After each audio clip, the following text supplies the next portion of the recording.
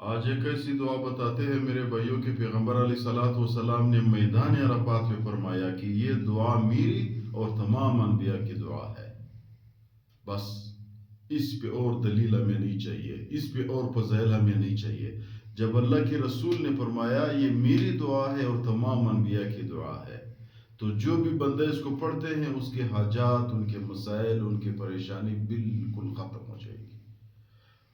مولانا مفتی ظہور علی خان رحمۃ اللہ علیہ کے بیان ہم نے خود سنا ہے. اس نے فرمایا کہ جو بھی بندہ اس دعا کو غم اور دکھ اور درد کی حالت میں پڑھتا ہے، اللہ تعالیٰ اس کی غم اور دکھ اور درد کچھ دنوں میں ختم کرے گا.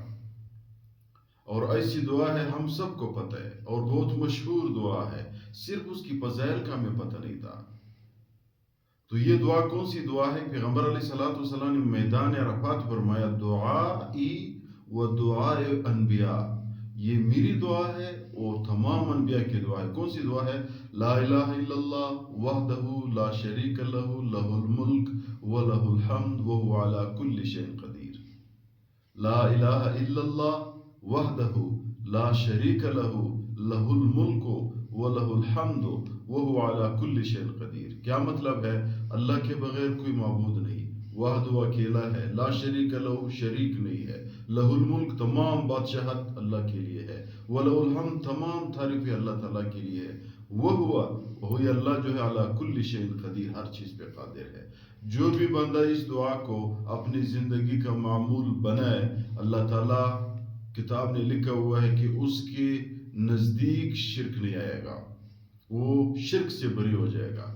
جو بھی بندہ اس دعا کو اپنی زندگی کا معمول بنائے، اللہ تعالیٰ اس شخص کو اس کی گھر کی حفاظت فرشتوں کے ذریعے سے کرے گا. پھر کتاب نے لکھا ہوا ہے جو بھی بندہ اس دعا کو صبح بھی پڑھتا ہے، شام کو بھی پڑھتا ہے، جب اس کی ملاقات اسرائیل علیہ الصلوۃ والسلام کے ساتھ ہو جائے گی، اسرائیل علیہ الصلوۃ والسلام ایک ایسی حالت بھی اس کے ساتھ آ جائے کہ وہ صاحب ایمان ہوگا. یعنی یہ بندہ دنیا سے جب رخصت کرے گا، ایمان کے ساتھ رخصت ہو جائے گا. پھر کتاب میں لکھا ہوا ہے جو بھی بندہ لا الہ الا اللہ وحدہ لا شریک لہ لہ الملک وہو علی کل شیء قدیر پڑھنے کا عادی بن جائے، اس پہ قبر کے عذاب نہیں ہوگا. قیامت کے دن اس کو عمل نامہ دائیں ہاتھ پہ ملے گا. پھر لکھا ہوا ہے جو بھی بندہ اس کلمے پڑھنے کا عادی ہے، وہ اس کا ٹھکانہ جنت.